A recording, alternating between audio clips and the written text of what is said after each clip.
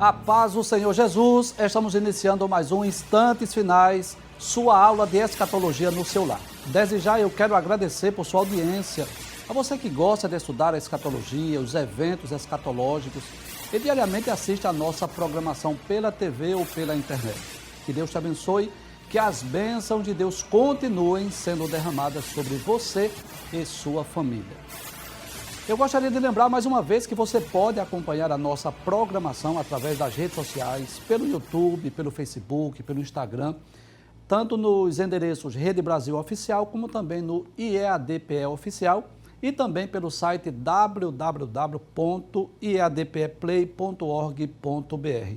Se você deseja entrar em contato conosco, enviar a sua mensagem, a sua pergunta, a sua crítica ou a sua sugestão, anote aí o número do WhatsApp, está aparecendo na sua tela, o prefixo é 81 e o número é o 994912293, mas por favor não envie áudio, não envie fotos, não envie vídeos, apenas mensagens de texto.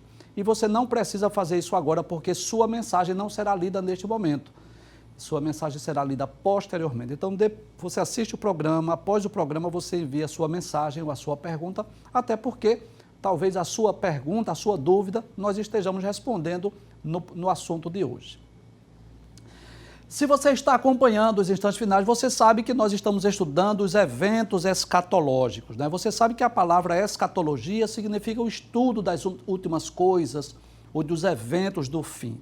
Nós já trouxemos um panorama deste mapa, já falamos um pouco, né, de cada evento escatológico, demos um passeio por este mapa, vimos cada evento de forma muito abreviada, claro, e assumimos o compromisso de explicarmos cada um desses eventos. Estamos fazendo isso sem muita pressa, para que você possa compreender. Nosso objetivo maior é que você compreenda, não adianta nós falarmos aqui rápido, nós sermos falar muito rápido sobre os assuntos se você não compreender. Então, nós já explicamos alguns eventos, né? Nós já explicamos, por exemplo, dentro desse mapa, nós já falamos sobre a ressurreição dos justos, você deve lembrar disso, né? Já foi o assunto, nós já falamos como se dará, em que ocasião, em que momento ocorrerá essa ressurreição dos justos, foi temas de assuntos em programas anteriores. Nós passamos aqui praticamente 2 semanas explicando sobre o arrebatamento da igreja, a maior esperança do crente, a maior esperança do salvo. Nós explicamos vários textos bíblicos, nós explicamos também sobre as escolas de interpretação acerca do arrebatamento da igreja. Nós falamos sobre a brevidade da vinda de Cristo, sobre a necessidade de estarmos prontos, de estarmos preparados para esse grande evento. A partir de hoje, nós vamos dar início a uma série de programas sobre o Tribunal de Cristo, que é o julgamento dos salvos. Antes de nós iniciarmos esse assunto, nós vamos aqui voltar para o mapa, por gentileza. Eu quero voltar para o mapa, se muito bem. Eu quero que você se foque aqui no início do mapa, tá certo? Então, nós já vimos sobre a ressurreição dos justos, que dá-se-á no mesmo momento do arrebatamento da igreja. O que ocorrerá na ocasião do arrebatamento? Os justos, as almas dos justos que estão no paraíso, vão descer, vão ressuscitar, vão se unir à igreja que estará na terra, nós seremos transformados. Paulo disse, não é? Que o mesmo Senhor descerá do céu com alarido, com voz de arcanjo, com a trombeta de Deus. Os que morreram em Cristo ressuscitarão primeiro, depois nós que estivermos vivos seremos arrebatados ao encontro do Senhor dos ares. Então, após a ressurreição dos justos e o arrebatamento da igreja, o primeiro evento que nós vamos participar é exatamente o Tribunal de Cristo, que é o tema do nosso assunto hoje. Então, eu quero lhe convidar para você estar com a sua Bíblia aberta para nós falarmos desse assunto importantíssimo. Antes de qualquer coisa, eu gostaria de dizer que na sequência dos eventos escatológicos, existem 3 julgamentos ou 3 tribunais. Vamos voltar para o mapa mais uma vez? Por gentileza. Então, nós vamos perceber aqui nessa câmera, por gentileza, o primeiro evento escatológico no sentido de julgamento é o Tribunal de Cristo, né? Esse que nós vamos comentar a partir de hoje. Depois haverá um segundo julgamento, que é o julgamento das nações, na ocasião da vinda de Cristo, quando Cristo voltar, ele irá julgar as nações que escaparam aqui da grande tribulação. para decidir quem é que entra no milênio, e finalmente nós teremos o juízo final, que é o julgamento do trono branco. Então eu queria que você lembrasse isso, que não será apenas um julgamento, serão 3 julgamentos, que ocorrerão em épocas distintas, para pessoas distintas e para propósitos distintos. Eu não vou explicar sobre os 3 agora, porque você pode confundir as informações e não compreender, tá certo? Mas gostaria de deixar bem claro que os justos, os salvos, não irão ser julgados nesse julgamento das nações e nem serão julgados nesse julgamento aqui, que é o juízo final. O julgamento para os justos, para os salvos, é exatamente este tribunal de Cristo, que é exatamente o julgamento para a entrega de galardões. Será o julgamento para a prestação de contas da nossa mordomia. Cada um de nós estamos exercendo aqui na terra uma mordomia. Se você é um crente mais antigo, você já estudou sobre isso em algumas lições de escola dominical. Nós já estudamos sobre a mordomia do tempo, a mordomia das finanças, a mordomia da família, a mordomia do corpo, da alma, do espírito, a mordomia da adoração. São várias áreas da nossa mordomia. Um mordomo, na realidade, ele é um administrador dos bens de outrem. E Deus nos entregou vários bens para nós administrarmos.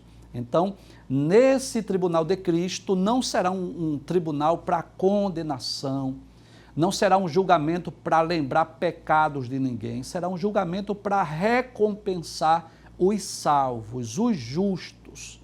Então, um dos textos que nós vamos estudar é o texto de Apocalipse, capítulo 22, versículo 12, quando Jesus disse: eis que cedo venho e o meu galardão está comigo para dar a cada um segundo a sua obra.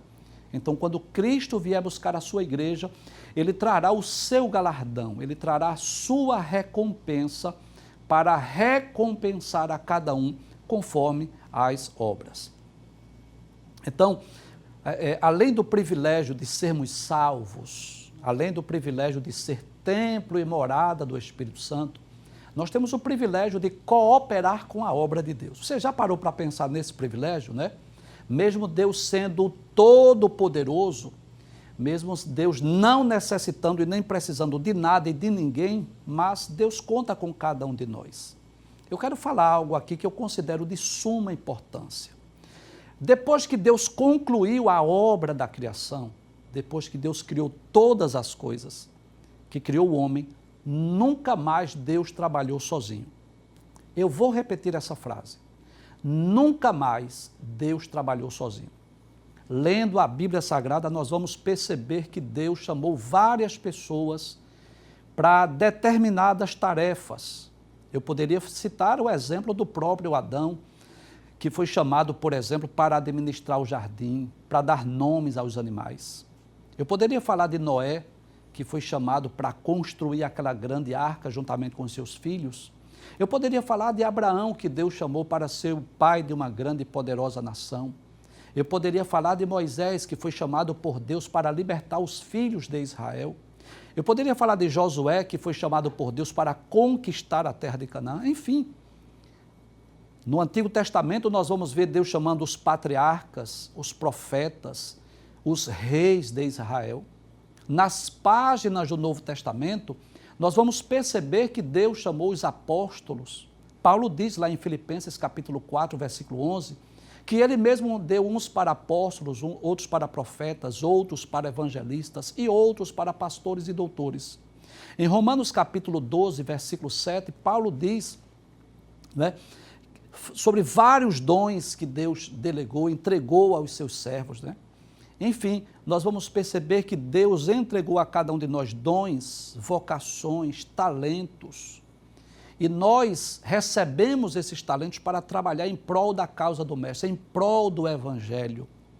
Uns foram chamados, por exemplo, para ensinar na escola dominical, outros foram chamados para ensinar as crianças no círculo de oração infantil, outros foram chamados para trabalhar no círculo da oração, outros são obreiros, outros são missionários transculturais, enfim. O Senhor, Ele colocou cada um de nós, né, no corpo de Cristo, que é a igreja, como Ele mesmo quis. Então, cada um de nós estamos trabalhando em prol do reino de Deus, em prol do Evangelho. Nós estamos aqui na terra dando continuidade à obra de Cristo. Você sabia disso? Que aquela obra que Cristo iniciou de pregação, de ensino da palavra de Deus, de cura, libertação, esta obra está sendo realizada hoje pela igreja. Nós estamos dando continuidade à obra de Cristo. Que coisa maravilhosa! Jesus pode curar sozinho? Claro, ele pode curar sozinho, sem precisar de ninguém. Mas na maioria das vezes, Jesus cura através de uma ação humana. Alguém orando, alguém impondo as mãos. Jesus pode libertar os endemoniados sem precisar de nada ou de ninguém. Mas geralmente ele liberta os endemoniados através da oração de alguém que na autoridade do nome de Jesus expulsa os demônios. Jesus pode promover meios de crescimento e edificação espiritual pessoalmente com as pessoas, como ele fez com o apóstolo Paulo, onde Paulo disse que ele aprendeu e recebeu do próprio Cristo. Mas nós entendemos, ao lermos a Bíblia Sagrada e ao vermos a história da igreja, a nossa experiência, que geralmente Deus se utiliza de pessoas para ensinar a palavra de Deus. Enfim, então além do privilégio de sermos salvos, de termos recebido o perdão dos pecados, de sermos templo e morada do Espírito Santo, nós temos esse privilégio de podermos trabalhar em prol da obra de Deus, em prol da obra de Cristo, em prol do Evangelho. Antes de nós falarmos sobre o Tribunal de Cristo, eu gostaria de trazer aqui esta introdução, porque eu considero ela de suma importância. Então, há um texto que eu gosto muito, que está na primeira carta de Paulo aos Coríntios, capítulo de número 3, a partir do versículo de número 6, onde Paulo vai dizer algo interessante. Paulo vai dizer assim, olha, eu plantei, Apolo regou, mas Deus deu o crescimento. E Paulo estava falando exatamente da igreja de Corinto. Paulo estava dizendo que ele teve a oportunidade de pregar o evangelho naquela cidade. Apolo foi aquele instrumento de Deus para ensinar, para doutrinar, para discipular os crentes, mas ele disse que Deus deu o crescimento. E Paulo continua dizendo, pelo que nem o que planta é alguma coisa, nem o que rega, mas Deus que dá o crescimento. Mas no versículo 9, que é o versículo que eu quero chamar a sua atenção, Paulo diz assim, porque nós somos cooperadores de Deus. Então a igreja está aqui na terra cooperando com Deus, cooperando com a sua obra, fazendo a obra de Deus. Uns pregam, outros ensinam, outros evangelizam, outros louvam, outros tocam, e assim a obra de Deus ela é feita aqui da terra. Mas haverá um momento, haverá uma ocasião em que nós estaremos diante do tribunal de Cristo. E para que nós vamos para esse tribunal? Para prestarmos conta. Eu quero me colocar no exemplo hoje, mas é só para que você entenda. Não tenha isso como uma vaidade, é só para que você entenda. Um dia eu estarei diante do tribunal de Cristo para prestar conta da apresentação deste programa, onde serão julgadas as intenções, a verdadeira intenção pela qual este programa foi apresentado. Qual era a real intenção ao estar aqui, por exemplo, nesse momento. Então, cada um de nós estaremos prestando conta das nossas obras, da nossa mordomia diante de Cristo, no tribunal de Cristo. Hoje, nós não vamos falar tudo hoje sobre o tribunal de Cristo, serão alguns programas, como eu já falei, mas hoje eu gostaria de citar dois textos, eu gostaria de estudar com você dois textos que falam sobre esse evento. Nós pedimos à produção para nos ajudar com as telas, porque isso facilita, o nosso objetivo é facilitar a compreensão do ensino, e a produção preparou aí, a equipe de arte preparou aí essas artes para nós visualizarmos melhor. Então, o primeiro texto que nós queremos estudar para fundamentar a doutrina, para que você entenda que a doutrina do Tribunal de Cristo é uma doutrina bíblica. Nós vamos encontrar a base bíblica nas Sagradas Escrituras. Hoje nós só vamos citar dois textos, mas nós estaremos citando outros textos no decorrer da semana. O primeiro está em Romanos, capítulo 14, versículo de número 10. E o que é que o apóstolo Paulo nos ensina nesse texto? Paulo diz assim, olha, mas tu, por que julgas teu irmão? Ou tu também, por que desprezas teu irmão? Então, Paulo estava dizendo aos crentes lá da igreja de Roma que nós não devemos estar nem julgando e nós também não devemos estar desprezando o nosso irmão. porque todos fomos comprados pelo mesmo preço. Todos somos irmãos em Cristo. Todos vamos morar no mesmo céu. Nós somos de uma só família, não é? Todos somos filhos de Deus. Eu posso usar aqui algumas ilustrações e eu posso dizer que nós somos soldados onde o general é o mesmo. Eu poderia dizer que nós somos membros de um só corpo, que é o corpo de Cristo. Por isso, Paulo estava dizendo aos crentes em Roma que nós não devemos nem julgar e nós não devemos desprezar o nosso irmão. E por que, Paulo? Qual é a razão pela qual nós não devemos nem julgar e nem desprezar o nosso irmão? Aí Paulo vai dizer, porque todos devemos comparecer ante o tribunal de Cristo, né? Então Paulo deixa bem claro que nós devemos comparecer ante o tribunal de Cristo. E claro, quando Paulo diz todos, é bom nós lembrarmos isso. Paulo estava se referindo à igreja de Roma. Paulo estava se referindo aos cristãos. Porque aqueles que não vierem obter a sua salvação, eles serão julgados em outros tribunais. Haverá outros julgamentos para as pessoas que não obtiveram, não alcançaram a sua salvação. Este julgamento pelo qual nós estamos falando hoje, que é o Tribunal de Cristo, ele será um julgamento específico para os salvos, como nós já falamos, onde não será para decidir, por exemplo, se a pessoa vai ser salva ou não, para decidir se a pessoa... Não é esse o objetivo desse tribunal. O objetivo desse tribunal é aqueles que foram salvos, tanto os que morreram e ressuscitaram, como aqueles que foram arrebatados, estes estarão no tribunal de Cristo para serem julgados as obras de cada um. Então, Paulo estava deixando bem claro, né?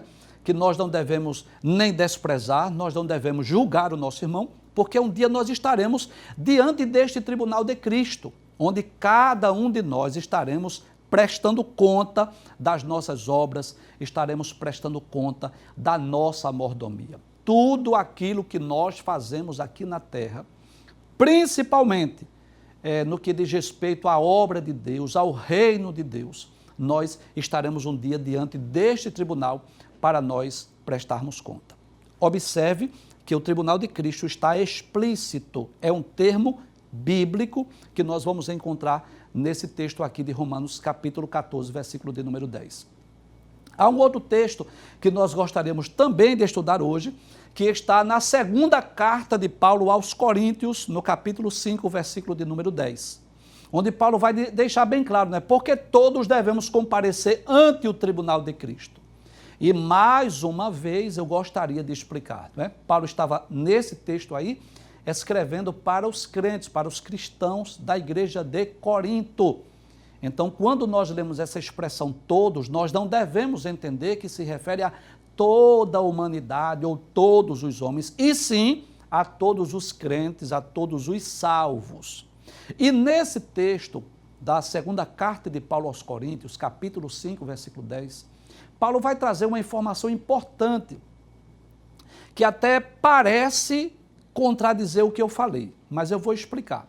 Paulo diz que todos devemos comparecer ante o tribunal de Cristo para que cada um receba, segundo o que tiver feito por meio do corpo, ou bem ou mal. Então, a princípio, quando nós lemos esse texto, parece, ou dá-nos a entender, lendo esse texto isoladamente, que é como se Paulo dissesse também que nesse tribunal haverá condenação, ou nesse tribunal serão relembrados os pecados de alguém. Mas quando nós lemos todo o contexto acerca dessa doutrina bíblica, que é a doutrina do tribunal de Cristo, nós vamos observar que quando Paulo fala, segundo o que tiver feito por meio do corpo, ou bem ou mal, Paulo estava se referindo à qualidade do trabalho, à qualidade do serviço. Nós vamos estar falando sobre esse assunto ainda esta semana, não é? Paulo chega a comparar as obras dos crentes, as obras do salvo, com alguns materiais. Madeira, feno, palha, prata, ouro, pedras preciosas. Então, não basta nós trabalharmos em prol do Evangelho. Não basta nós fazermos a obra de Deus, mas é preciso nós fazermos com amor, com dedicação, com alegria, para a glória de Deus, com humildade. Então, tudo aquilo que nós fazemos em prol do reino de Deus, em prol do Evangelho, será julgado nesse tribunal, mas não só no sentido de quantidade, mas também no sentido de qualidade. Deus não está interessado apenas na quantidade de obras, na quantidade de serviço que nós estamos fazendo. Não, isso é importante, sim, mas Deus também estará, Cristo naquele tribunal, estará levando em conta sobre a qualidade. Que tipo, como é que estamos fazendo? Qual é a motivação? Qual é o interesse que nós estamos fazendo?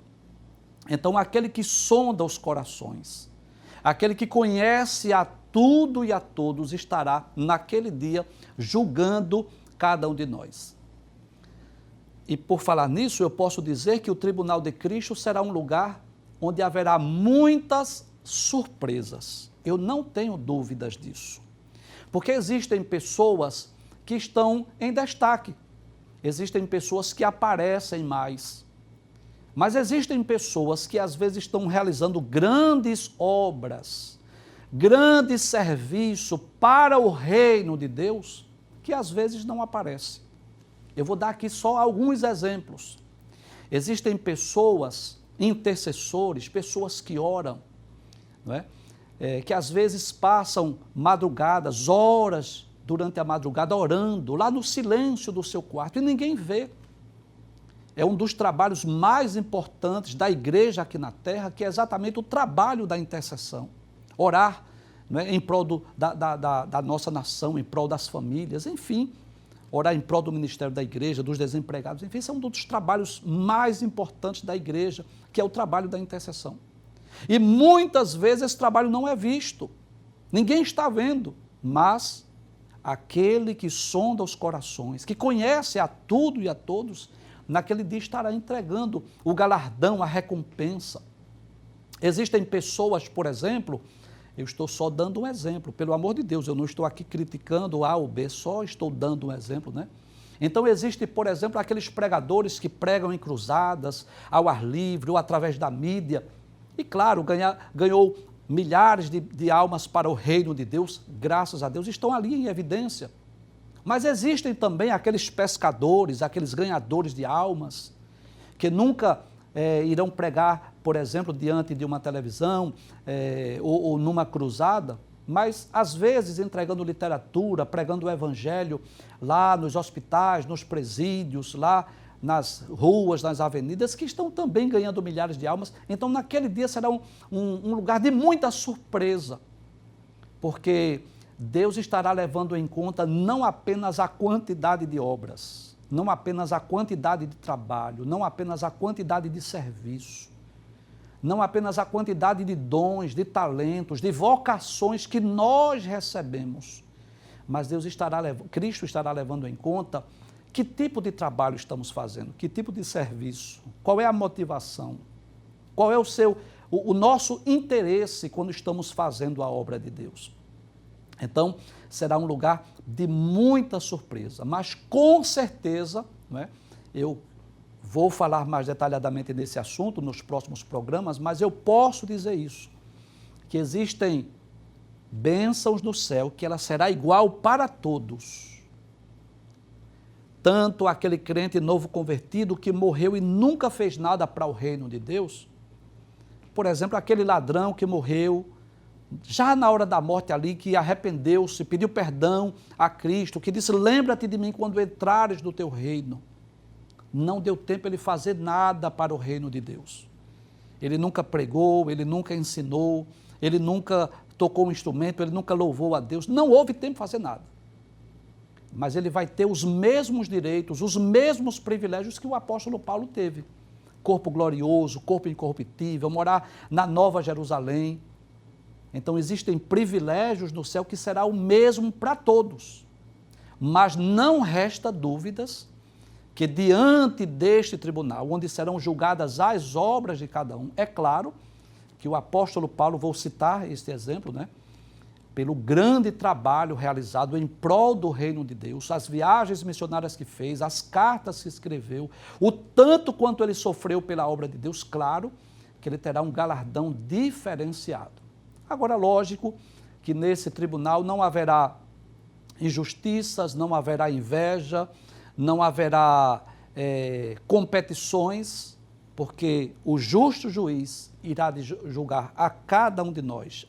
Quando eu digo a cada um de nós, estou me referindo às nossas obras. E nós receberemos o justo galardão. E com certeza não haverá nenhum tipo de rivalidade ou de inveja ou de insatisfação. Cada um que receber o seu galardão estará ciente porque recebeu. Amém? Então, se Deus permitir, ainda estaremos comentando sobre este assunto durante esta semana.